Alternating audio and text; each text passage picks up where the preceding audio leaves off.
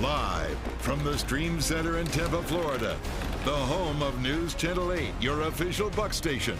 This is Bucs Bonus on WFLA Now, powered by 1-800-ASK-GARY.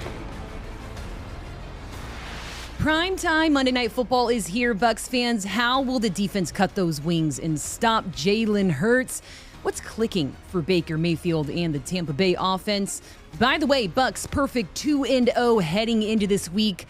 Let's get it right here, right now on Bucs Bonus. I'm your host, Aileen Hnatiuk, alongside my teammates, your Bucs insiders, Dan Lucas, Karen Loftus. Here we go. The applause. Hello. It's great to be here, everybody. Oh, my goodness. Lots to discuss, right? Baker Mayfield just absolutely excelling in the last two games. Through those two games, he has a 69 completion percentage, 490 passing yards, 3 touchdowns. He's being smart. He's being aggressive at the same time with this football. What do you like about his play right now, guys? No turnovers. 0 turnovers, Yeah, which plays that's major. into what I was hoping after week 1. I wanted to see how he could handle success and people patting him on the back. Right. Not that he can't handle it, but I wanted to see how he entered game 2, and I think he was very businesslike and very focused, and I think it's going to be the same thing in week 3. I think if they win this game against the Eagles, I think he might just be a machine because that's what's working right now. And, yeah, he's done everything they've asked. Protect the football. Yeah, that was exactly what Dave Canales said on day 1. the big thing. What did he say? We're going to be crazy about the football. We're going to be crazy about protecting the football. And Bowles is sung, I'm pretty sure it was Bowles saying that, just talking about how Baker's played, like he's making good decisions. It's like he understands like where they are in the game and what he needs to do. Whether it's like getting rid of the ball quickly. And it's a little awkward to say for Bucs fans, but everybody's saying it, that watching him avoid these sacks and getting out of them and converting plays out of them, like that one third down where he threw the ball sideways to Cade Otton, those aren't Tom Brady plays.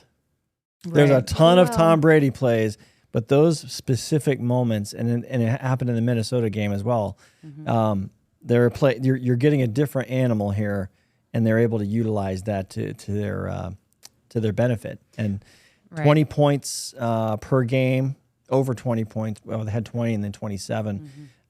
They did not do that last year in back-to-back games at all. So some things are adding up here for Baker Mayfield. Yeah. I like that you mentioned you want to see how he does when people are applauding him, because he's notorious for he does really, really well when his back's up against the wall, when the haters are, the naysayers are all, saying X, Y, Z. But with them being 2-0, everyone, the narrative is kind of turning. I mean, I'm hearing people and fans saying, okay. We're going to start seeing number 6 jerseys in the stadium. You should. You better. Yeah. It's your quarterback. It's your quarterback now. But I will say that the teams that they did beat are both now 0-2, so you have to take that into account as well. But yeah, I mean, what else do you guys think is going really well for these guys besides no turnovers? Baker is doing everything he was told to do.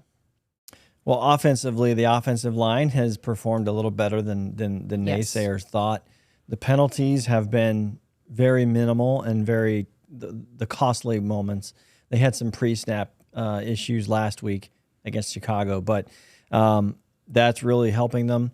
And the defense is forcing the other team to make mistakes. It's the formula they have dreamed of. And Todd Bowles, we've talked a couple of Mondays now, and privately, he really wants Dave Canales to be on his own. He doesn't want to have to get in at all and really have discussions. They have discussions when they, in Minnesota, for instance, they had discussions on what to do game plan-wise because things weren't going well. But he is really focusing on the defense only, and he's allowing Dave Canales to run this, and so far, so good. A couple things that stood out to me. I think one of the things was the progress offensively. They talked about wanting to get a faster start and just their progress from week 1 to week 2 and being able to move the chains a lot better than they did in week 1. And I think that's the direction you want to see your team going is, if there's progress in that regard. And then defensively, the run defense gave up only 41 yards to the Vikings and then followed that up with 67 rushing yards to the Bears. Right. With a running quarterback. Yep. Who can alter games. Yeah. And they knew what was coming. Yeah, and they so that's pretty contained good. him. Yeah. I thought it was terrific. And keeping their turnovers up. I mean, so it was funny because I was talking about after the game.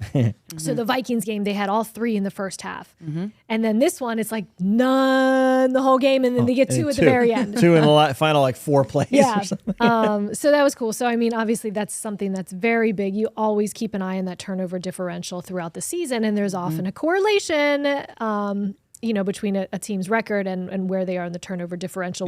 With the Bucs are +5 and now. to bring it back to Baker a little bit, they did put a ball on the ground. There was David Wells had a ball punched out, and Baker Mayfield was the one who wound up diving on it. I think that just speaks volumes. That's your quarterback out there, right, preserving your drive and flinging himself around here to help the team win. And was it not the very next play? The Mike Evans touchdown? It may have been. I'm gonna defer to you on the accuracy of that one. So I do not recall. That drive in particular had the play that I mentioned where he threw the ball sideways to Cade Otton, and that set up 4th and 1. And then they converted the 4th and 1 with Rachaad White. Then they had the fumble that Mayfield recovered, and then he chucks the ball into the end zone to Mike Evans. I mean, this is excellent. This is coming together. Even in there you go. It's my favorite button on. Even on the when panel. it's not perfect, they're making it work. They're figuring out how to make it happen. That's what's impressed me the most. What did Todd Bowles say? He's a quarterback with an offensive line mentality. Yeah. I think he's offensive line mentality, running back mentality. He's doing Happens it to all. throw the ball. Yeah, exactly. Right. Does it all. I hope, and I know there have been some articles about let's save Baker from himself. Athletes always say, this is really all sports. Once you start thinking about, I can't do this, I can't do that, that's when things happen. Negative things happen. I do think you can be smart in your play, but I think you are what you are. And if Baker's going to take off and run or dive on a fumble, then let him do it. I think a lot of what he has done, we've kind of seen, it almost looks like the coaching staff is saying, hey, man, just do you. Play how you play. Scramble on plays. Run it if you need to. Make those weird throws. I mean, I looked to the side of whoever was sitting next to me. I was like, it's the way he releases the ball is quite. And he's like, yeah, he's got a ton of different ways he can throw it. So I think that is one of the reasons, and we've talked about this before, why he is having so much success right now is because he's able to play loose, right? That's something we talked about in training camp, that he's able to be himself a little bit more, whereas in the past, other teams have tried to shape him to their offense as opposed to what the Bucs might be doing. And they're like, okay, maybe we're going to work around our quarterback. Well, he chose the offense when he was looking at his options. He did his research on the Seahawks that ran. The Canales was a part of the staff. And he went back to his experience with the Rams, which he enjoyed. He says he really enjoyed last year working in that system. And they were both very similar. And that's what the Bucs are running. So that put the Bucs on his list of teams he was going to consider for a reason. But I just look at the guy and I see someone who he looks like he's liberated. Right. He just looks like the weight of the world is off of him. Yeah. And he knows he keeps track of social media and what's written in that. He's seen the articles, he's seen the criticism, he knows who's saying what. Yet he's just doing his thing. I think it's been great. I think he's a fresh start. Might be an understatement here. It was really funny. His wife, Emily Mayfield, said at their charity event at Topgolf when she was talking to media, she was like, yeah, he's a lot more fun when he's winning. It's a lot better. He's a lot more fun to be around when he's winning. So it sounds like they're doing great. Let's talk about the other side of the ball. We touched on it a bit, but 5 total takeaways, 8 sacks, 3 interceptions between those games. What does the defense need to do to, I don't even want to say contain Hurts, because if you stop the run game, he's going to throw it. If you clog the lanes, he's going to run the ball. So, I mean, how do you limit him? How do you contain him? What's your take on that? Well, it's a tough assignment, but, Hurts has been sacked plenty of times this year. It's 6 or 7. I think it's 7. So, guys are getting to him. I haven't watched either of the 2 Eagles games to see exactly what is going right and what's not going so well for them. However, it's not a team that you have to live in fear of. You understand they're the NFC champions coming in here. They basically flipped around, didn't have to rebuild. So it's the gauge you need after 2 wins to see where you really stack up. I mean, through 4 games going up to the bye week, and I said this, they could possibly be 1-3, the Bucs, as a good team. Well, now they're 2 in. They have 2 wins, so it's kind of house money right now. Leave it all out there against the Eagles. I give them a chance to win this game. What do you think, Karen? Yeah, I think a lot of the things that Dan said, just in regards to, you do your best to contain whoever the top weapon is, and there's no talk in the Bucs locker room like we're gonna shut him down. Yeah. Like everybody knows, like they get you it. Go back to week 1, it's like Justin Jefferson still had 150 yards, so it's like, he's gonna get his yards, he's gonna do his things. Jalen Hurts, obviously, who I'm talking about. Right. But yeah, you know what you're coming into. They had, a little bit of a warm up last week with a mobile quarterback, so it's like, okay, we handled our business in that regard. So I think they were a little more upset at the success DJ Moore had early in the game last week. I warned you guys. I said than the that. Vikings, more than the Vikings game, because they wound up kind of roping that in a little bit. Right. That bothered all of the defense early on. That huge play that the Bears hit with Moore on their touchdown drive, the one that ended up with the Fields run. I think he did set that up. And DJ Moore, by the way, tortures the Bucs. When he's at Carolina, I did the same thing. So yeah, it was kind of like, wow, how do you let that happen? You knew exactly what was coming, and he still did it. But then they were able to reel that in a little bit. I think I see that happening again this week. If no matter what happens early in the game, I see the defense stepping up and shutting down the run against the Eagles. By the way, this is the top 2 NFL run defenses. I was just, So yeah. If you like passing, this could be your night. And on offense, the run game also has to be successful for both sides. But weirdly enough, I mean, there are some kind of similarities between these 2 teams. They're both 2-0. Yeah. They're both 2-0. The Eagles do that RPO thing very effective. Yeah. And the Bucs are going to have to use that. They're going to have to help their run. I think that Baker's going to have that option. At least put the fear in the Eagles defense that this could turn into a pass. Kind of freeze them a little bit, maybe. I don't know, but they're not going to run the ball very well on the Eagles if they just line up and try and go off guard. I don't think that's going to work. I think a lot of the players are going to be very happy that it's a night game. Baker said afterwards, I'm going to be happy it's a night game. The vendors who are selling water and beer won't be as happy. So Baker was asked about it after the game. You're like, what was it like for that first home game? Blah, blah, blah. And he led off with, it was hot. I'm still sweating. Oh, my gosh.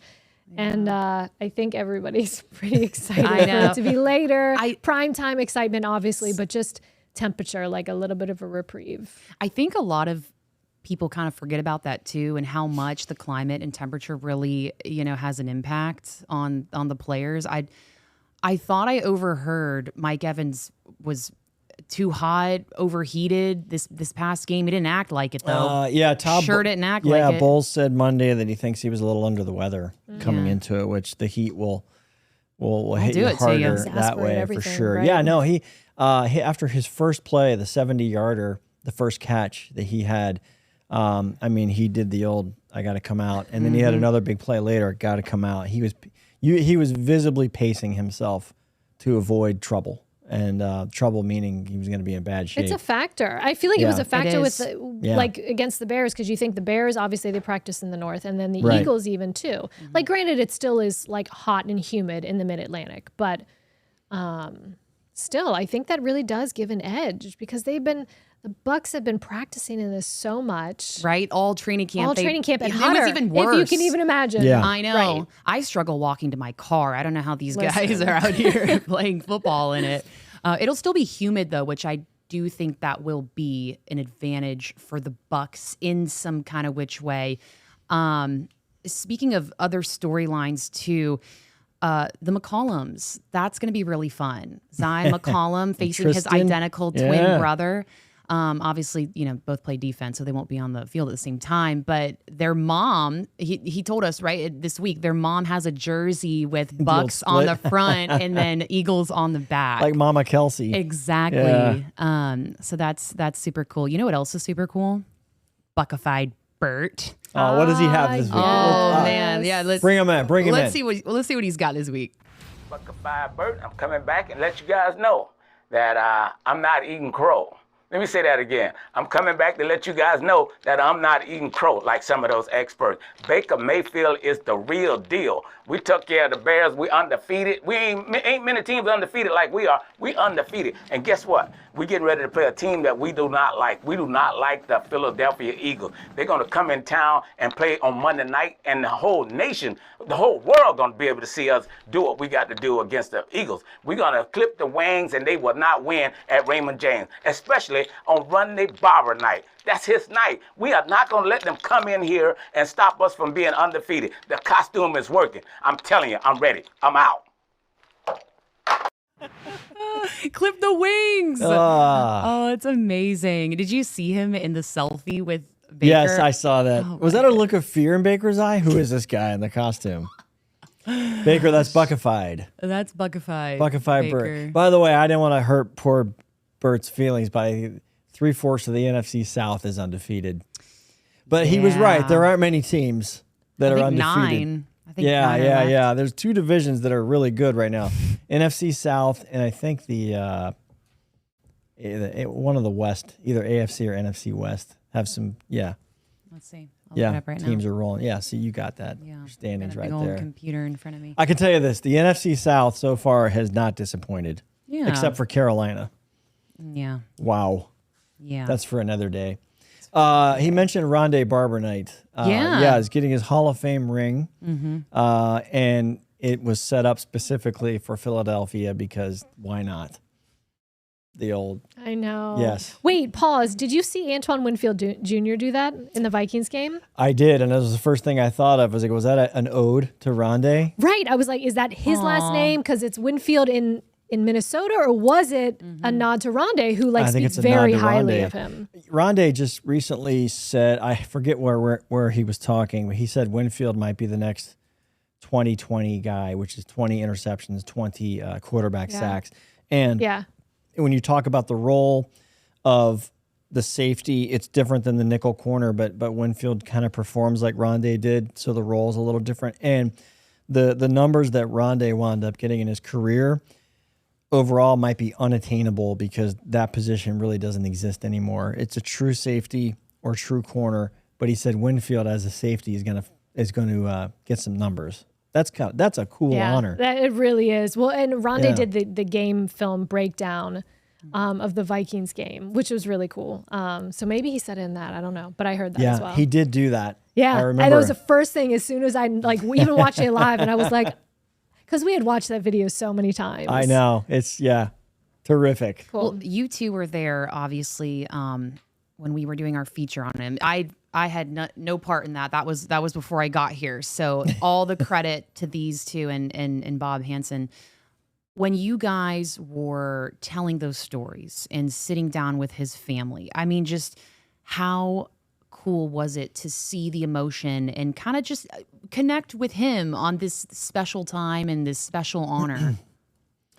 That really is cool. Yeah, both of you guys. Hearing Ronde talk about it, I've heard him talk about it before, but there was a little bit of nostalgia to it, and he's friends with Donovan McNabb. They had the same agent when they were playing, and so it's taken on a new life of its own all these years later. What I really enjoyed was hearing Claudia and the girls talk about that moment.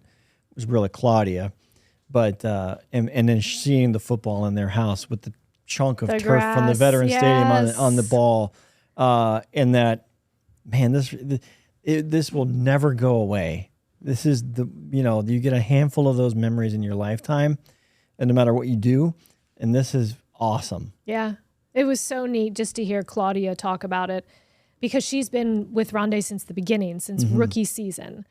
And the whole way, to see the journey, to see the struggles, and to see how much he wanted this. Yep. And it was really neat for her to just, soak it in herself. Yeah, that moment might have been the moment that got him into the Hall when it was said and done, and you had naysayers in the voting world who just weren't so sure. When you see that moment, everybody in the Hall of Fame has gotten an iconic moment, and that's... Yeah, that's one of the probably the greatest moment in the history of the franchise. Yeah, for right now. Yeah. So it's going to be cool to see it. I hope the Bucs are, playing well, fired up. And when they get out there, that's even in the Eagle fans boo. I love it. But it's a big weekend for him. So we were talking. Right. So he's getting honored at his high school, Cave Spring. Shout out up Roanoke. In Roanoke. I was going to say Shout out Roanoke. You were up in Charlottesville. I worked in Roanoke, so we have those ties. Virginia girls. Yours for UVA for him too. So that'll be neat. I mean, he just means so much to every community growing up. It's like every phase of your life played such an important part of your role, from your growing up to college at UVA and beyond. It's just neat that everybody is celebrating. I like that you say that. I like that you say that. In every single community he's been in, he's had an impact. That's special. I don't think a lot of people realize that's special. I think we overlook those things sometimes. And when you have a man like that who has such an impact wherever he is, that's really cool. Yeah. And when I came in here too, I was like, man, they did just such a fabulous job telling these stories of his. So pretty cool. Dan, NFC East is what we've got. What are the teams? Give me Commanders. Cowboys 2-0, Eagles 2-0, Commanders 2-0. Wow. Giants 1-1. Well, there you go. See, they're the East and the South. These divisions get off to the start. It's later in the season when these are the divisions that you're like, wow, they're gonna have 3 playoff teams. It's fun. I love it. There's always a division every year that does this. But the NFC East has had a turnaround, because they were one of the divisions where we're going to have a team with the losing record. I know, right? Exactly. It was like the NFC South. Right, now look at us. How about that, guys? Check out our standings. There's waves. It comes in waves. Yeah. I'm really I know we've got the Eagles this week, but we've got the Saints the following week. So I'm wondering what those records will be after week 3. That'll be exciting. Well, looking at those standings, I'll tell you what stands out to me. Look at the points against for the 2-0 teams. They are playing defense. Yeah. I mean, that is impressive. Yeah, the Bucs, that's not average points. That's total points. That's 17 for the Bucs, and the Saints have had only 32 against. They didn't even give up a touchdown against the Titans. Panthers. Was it the Titans? They had 15. Yeah, the Titans did not score a touchdown. 16-15. And the Panthers scored late Monday night. I mean, that game was... That was a field goal fest. I was gonna say, a lot of field goals. Yes, was not the beautiful game. Let's put it that way. But win is a win, as they say. So this is it, man. NFC South versus NFC East Monday night, and I think that's the only game pitting 2-0 teams against each other as well. So it's going to be a feature game for sure, and perfect setting Monday night. Perfect football. setting. Yep. If you guys were to have maybe one key to this game to really pull out a win and upset the Eagles, what would it be? Should I go 3 weeks in a row? Wait, what did you say before? Defense. Okay. Karen? Defense. I was going to say turnover battle. Defense. Which is like the middle ground. Every single Don't turn game. it over Every and get single takeaways. game, I'm going to say defense. This is a team that's going to win on defense, and he's going to put up some cool numbers on offense as well, but the defense is going to get it done. They're doing it with sacks, turnovers, points allowed, red zone. I mean, so far out of the gate, check all the boxes that Todd Bowles has been looking for. Going back, so on the heels of that, the other thing I noticed from the Bears game, so they had the 2 takeaways at the end, but there were several that were very close. Oh, yeah. Like Zion McCollum had that near interception, and then there was a play right before where it was like they were so close. So they could have almost had 4 takeaways. Yeah. But you think you're going to break through at some point. I said to Todd Bowles, I said, how about Zion? He gets the interception that was overturned. I hate that by that was review. overturned. And he goes, that's not an interception overturned. That is a PBU. That's a pass breakup. That's right. Breakup, I forgot to honor the guy. Yes, it is a statistic. Yeah. It was a pass breakup. It was not an interception overturned by review. The way he said it too was like, "That's a pass breakup, Dan." He was being so funny. He's great. The Mondays are enjoyable with Todd, and he's really embraced them, and we're having some fun. He had fun the other day with that one. PBU, Dan. It wasn't overturned. Correct, right. Yeah. It's just a PBU. And of course, too, we post all of that online as well. So you can always check out our website at WFLA.com. And speaking of Casey Sloan, our beloved, she wrote an article about Shaq Barrett. And that's something we need to talk about as well, too. His first career touchdown, pick six, dedicating that to his late daughter. We were all there watching it. So just kind of what did you guys see in terms of emotion from that, and just how special was that too? Hearing him after the game talk about, I really will say this, the Barrett family, thank you for being so vulnerable with us. Thank you for being so vulnerable, because that is just unimaginable. Just watching it live. that was, as soon as it happened, I think everybody's just chills. Was so glad it was him. Yeah. And you could see that from the players' reaction. Like, everybody gets excited about those moments, but this was like elevated goosebumps. Yeah. Yes. Just off the charts excitement and just joy for him to have that moment. Right. I think the fact that afterwards he admitted that last week he had a hard day kind of brought it back to everybody who's ever gone through any type of traumatic or tragic experience, or any loss in your family, where you're fine one day, then the next day you're not. And when you're in that valley, you're kind of feel alone. I think some people, and you're like, what's wrong with me? Why? And you want to snap out of it, and it's not as easy to do as people say, or some people say. And Shaq said that he got support from his teammates and his coaches, and I believe he had a conversation with his wife after he had spoken to his teammates, and it kind of got him out of that world that he had dipped into, and so he has this play, handled it appropriately and wonderfully, and I thought to myself, I hope tomorrow he wakes up and feels the same way. I hope tomorrow he doesn't go into a valley, because I don't think it ever stops.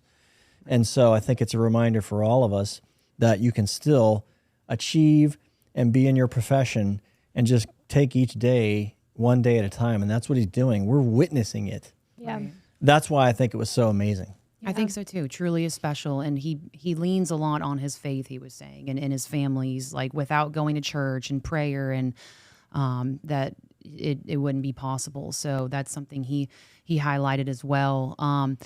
But yeah, we're praying for you, Barrett family. We're here with you.